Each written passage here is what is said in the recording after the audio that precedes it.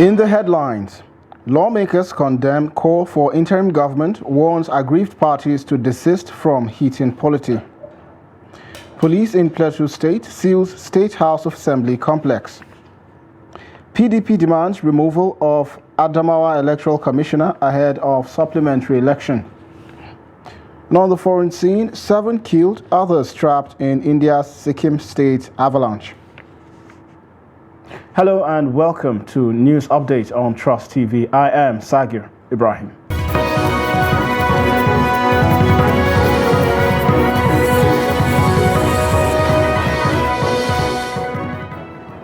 Hello and welcome once again. Members of the House of Representatives on Tuesday were divided over calls for an interim government by some Nigerians, as reported by the Department of State Services last week. The motion was sponsored by Representatives Idem Uyime at plenary, as the motion was adopted by a majority voice vote. Check it out. It was fireworks in the Green Chamber on Tuesday when federal lawmakers debated the motion sponsored by Idem Uyime on the floor of plenary. Coming under matters of urgent public national importance, the lawmaker urged the House to condemn the call by some Nigerians for an interim government to douse the tension arising from the outcome of the just concluded presidential election. Recall also that the Department of State Services has also released a report suggesting that some Nigerians are planning for the establishment of an interim government as a way out of the present political tension in the country. Our democracy is a young one. At this point, I think it is our duty to do everything within our strength to support the current democracy that we are enjoying, to strive and then stay. I mean, the people that are making this call, I see them as the enemies of this country. Federal lawmakers were, however, divided, with members of the opposition demanding that the Department of State Services should name names and arrest those behind the plot, instead of just alerting the public to such plots. This should not even be an issue that will be dissipating energy on in this house. People are dying every day in this country.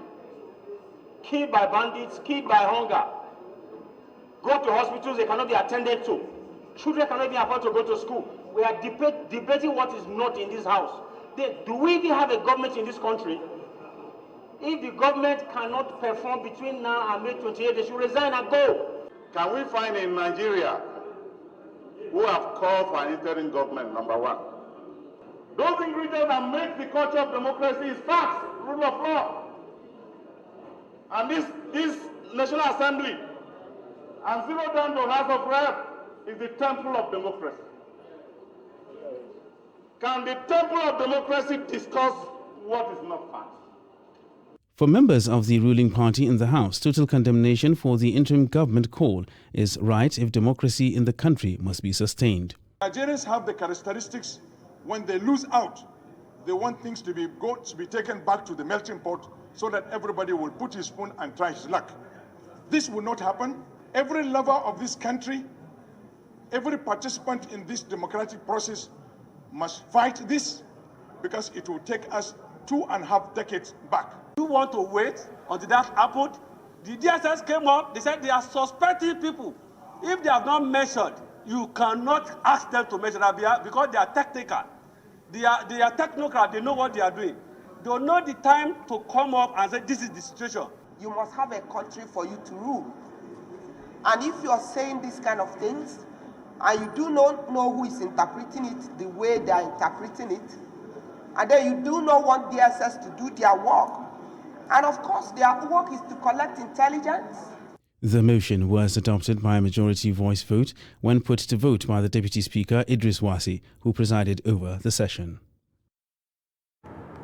Still on issues in the Green Chamber, the race for the speakership of the 10th National Assembly may be beyond the control of political parties, as contenders for the post employ different strategies beyond zoning to realize their ambition. Trust TV's Shafiu Suleiman examines the current standing of political parties in terms of the numbers and how key contenders are scheming to grab the leadership of the House of Representatives. His report. Unlike the 9th Assembly, which was dominated by members of the ruling All Progressives Congress (APC) and the opposition People's Democratic Party (PDP), Various political parties have won election into the lower legislative chamber, making the ruling party to maintain a slight majority.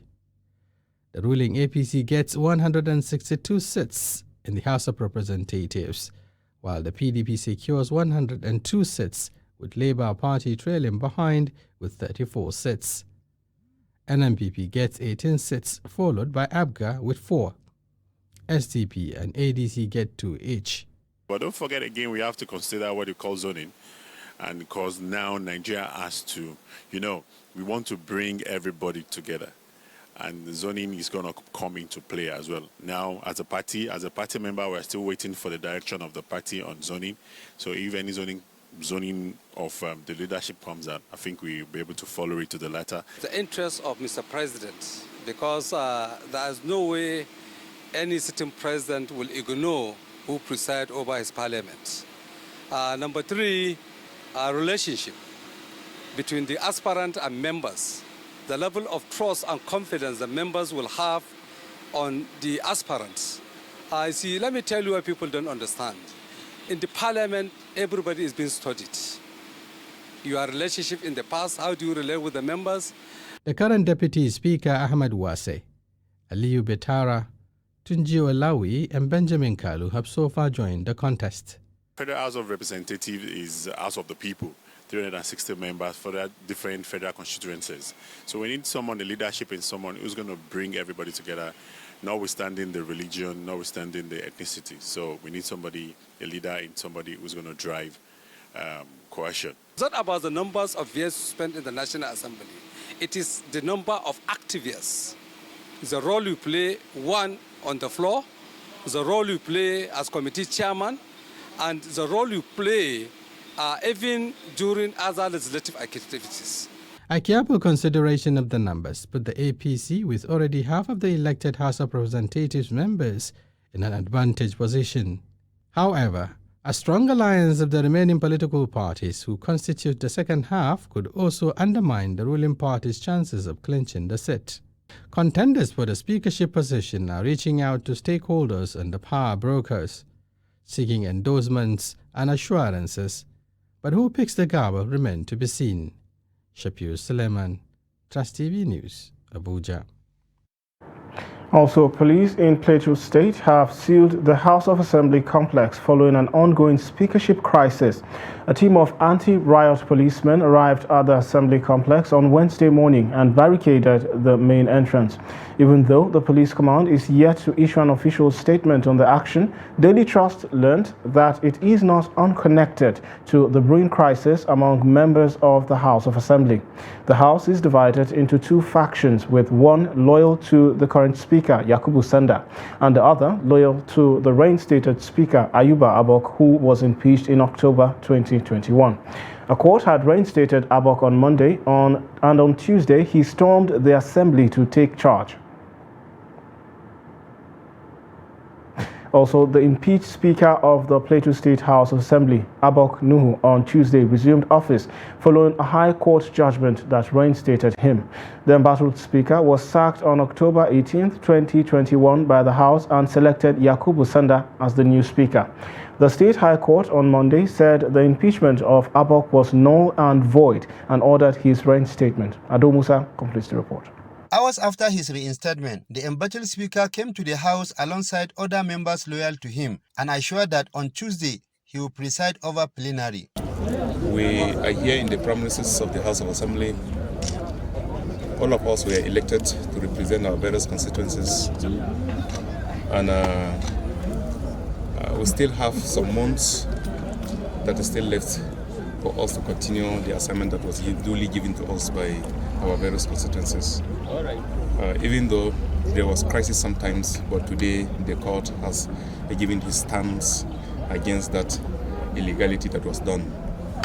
And tomorrow, by the grace of God, sitting continues in this house peacefully, without any rancor. We are not going to fight anybody. We are all members of the House Assembly, and we are all Plateau people, and we are Nigerians. So we work together to improve the betterment of this country and our dear state, Nigeria. But soon after he left the House on Monday, The Chairman House Committee on Information, Nallon Daniel, in a briefing said the House was yet to be served the judgment reinstating the impeached Speaker. If there is any court judgment, I'm sure it will be served to the House. You cannot take decision over what you don't know. So what we are hearing, since we were not in the court, and we were just being told, and the House cannot take rumor from outside to assume to be the position of the court. Until otherwise, the court serve the House of Assembly with the judgment, which of course, even at that, the House still have the right to appeal the matter. So we cannot have two captains in a ship. It has to be one. But for now, there is no vacuum. And Yakubu Sanda, Right Honorable Yakubu Sanda, is still the Speaker of Plateau State House of Assembly. On Tuesday morning, however, the reinstated Speaker presided over plenary alongside 7 other members of the House amid tight security.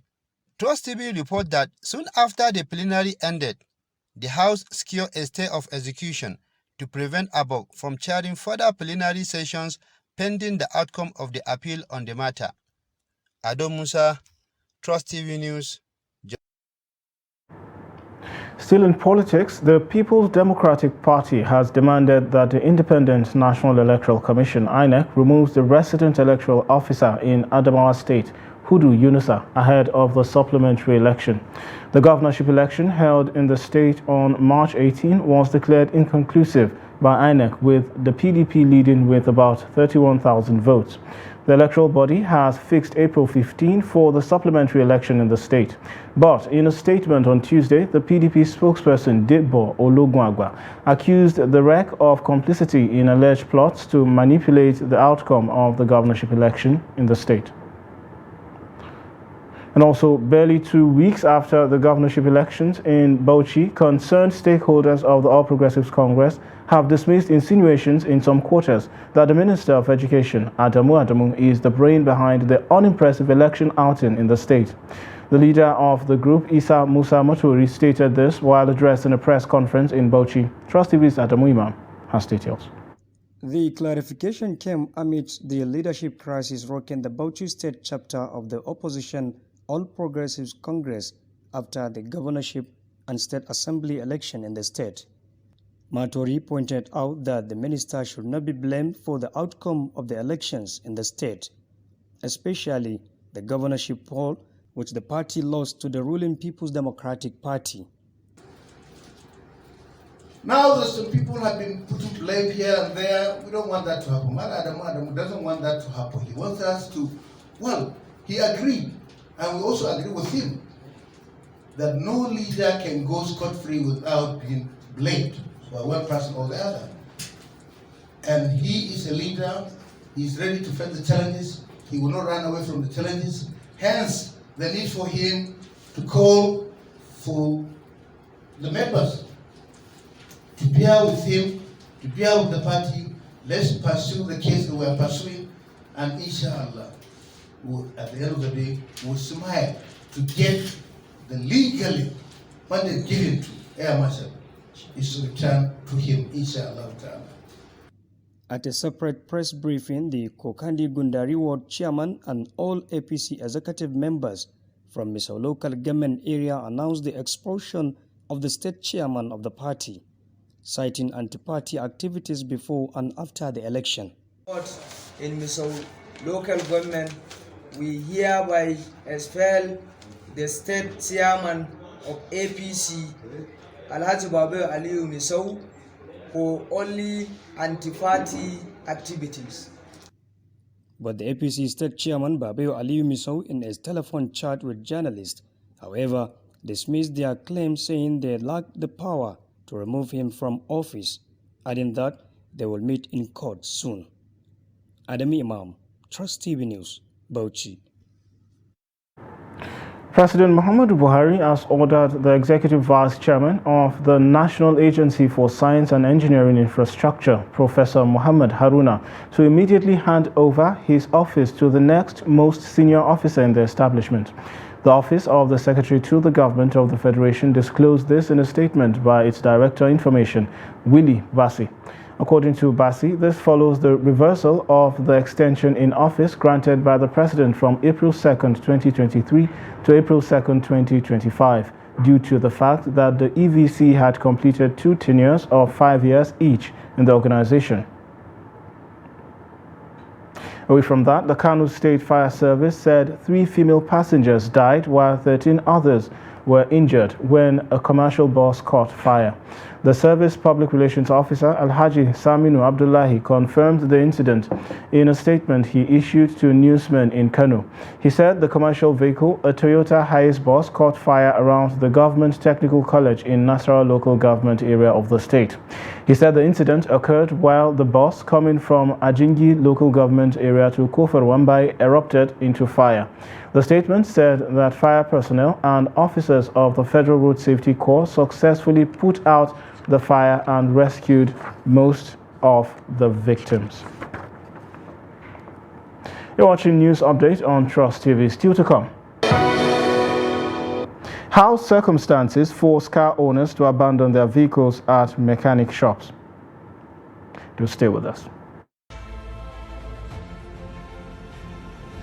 Now, as part of efforts to support Africa's goal of strengthening... Now, looking at the activity chart, as you can see right here, a total volume of 130... Created a Boko Haram crisis that at that time was restricted to Yobe. How secure are they? You can see security men with blood. This is the road leading up to the... Really, if you look at English squad, you are looking at EPL, you are looking at their names. You are not looking at...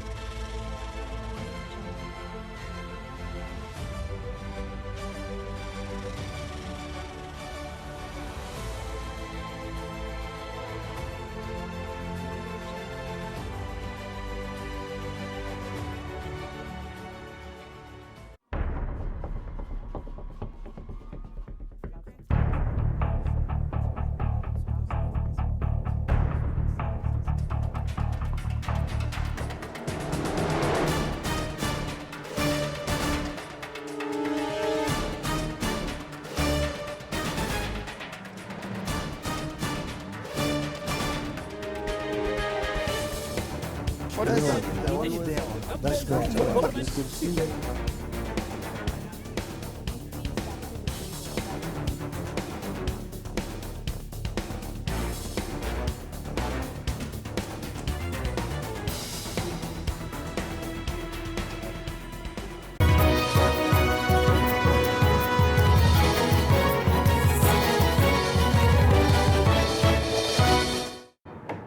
Welcome back. If you're just joining, you're watching News Update on Trust TV. Now, recap of our top stories. Lawmakers condemn call for interim government, warns aggrieved parties to desist from heating the polity. Also, police in Plateau State seals State House of Assembly complex. Moving on to other stories, adults in Ondo State are now to voluntarily pay 1,000 naira annually as education levy to support the State Education Endowment Fund. The state government said it was targeting 1 billion naira annually from the payment of 1,000 naira per taxable adult. Chairman of the board of the Ondo State Education Endowment Fund, OSIF, Akinshola Akinfenwa, speaking at the unveiling of the education levy in Akure, said it was introduced following amendment to the OSIF law in 2022. Represented by the Commissioner for Education, Science and Technology, Femi Agagu, said the levy was to provide a pool of financial resources independent of normal government subventions to renovate, rejuvenate, and generally upgrade the education system in Ondo State. And also, harsh economic conditions worsened by COVID-19 pandemic has forced many vehicle owners in Katsina State to abandon their vehicles at mechanic workshop for months or even years. Abdullahi Yamadi visits some mechanic workshops where he had an interaction with technicians, motor mechanics, and some car owners. Take a look.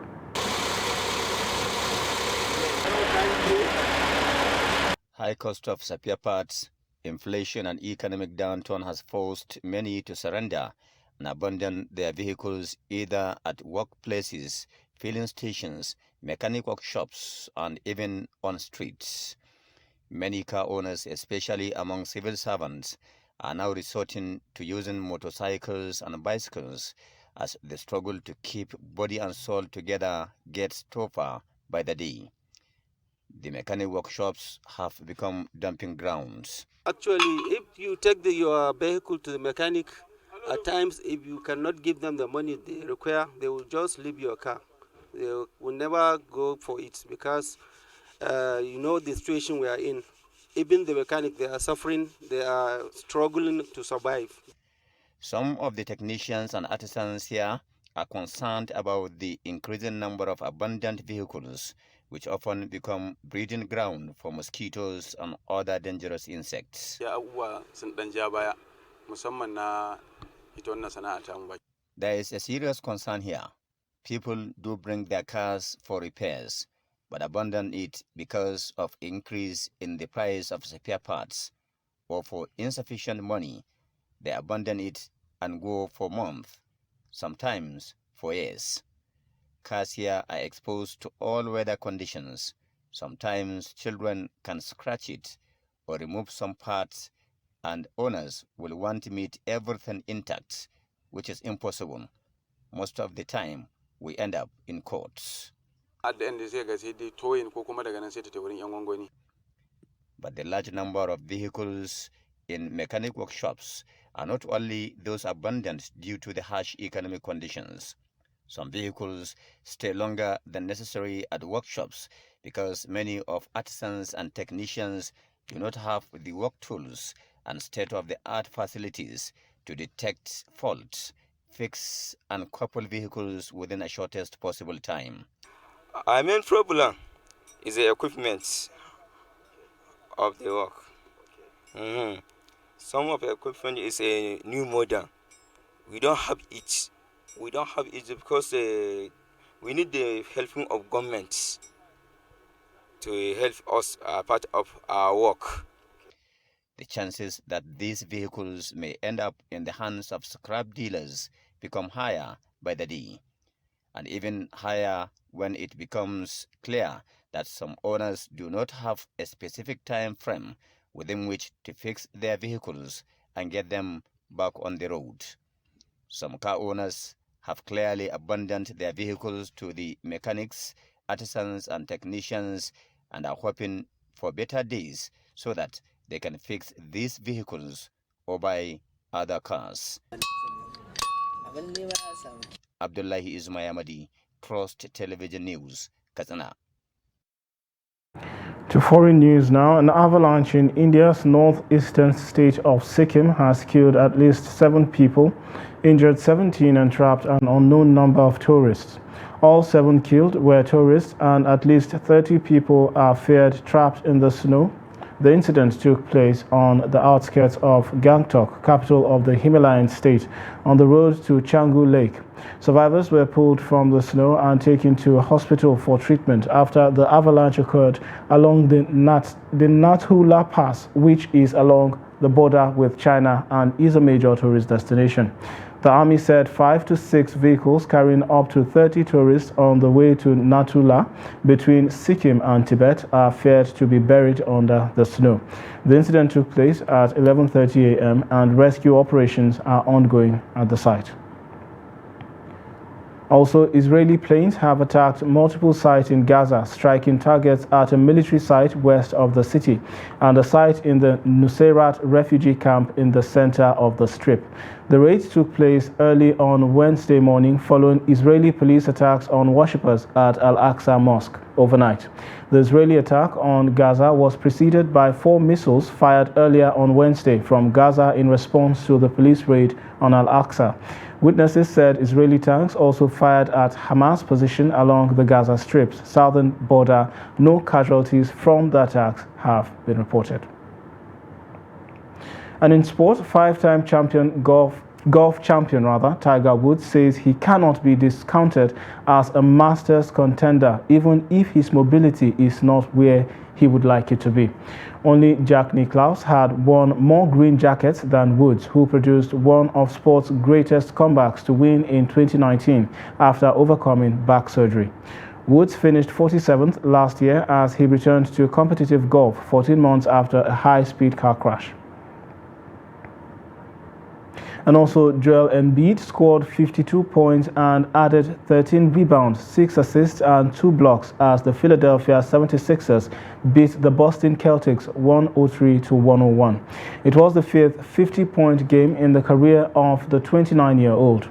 With 5 days left in the regular season, Philadelphia coach Doc Rivers feels Embiid is the obvious candidate to be 2023's most valuable player. The defeat for the second-place Celtics all but ended their hopes of securing top seeding for the imminent playoffs in the Eastern Conference standing. And with that, we've come to the end of News Update at this hour. Do well to follow us across all our media platforms. I'm Sakir Ibrahim. Thanks for watching.